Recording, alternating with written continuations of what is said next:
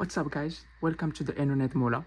In today's video I'm gonna show you how to connect your PS5 Pro with your Samsung TV. So the first thing, let's go ahead and connect the HDMI cable from the PS5 Pro to the Samsung TV. So this one is connected to HDMI 2, and make sure the power cable is connected to your PS5. Once you do that, press the power button and your Samsung TV will recognize the PS5 controller automatically. If it didn't, as you guys can see, it's gonna show you this, like,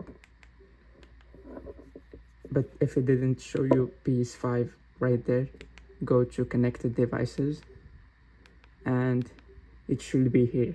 It's gonna show HDMI 2. So once you do that, you're gonna be able to open PlayStation 5 like this, and as you guys can see, the PlayStation 5 is turned on right now and you can set it up with no issues. So that's it for this video. If you like it, share with your friends, subscribe on our YouTube channel to get more tutorials. Thank you guys for watching this video.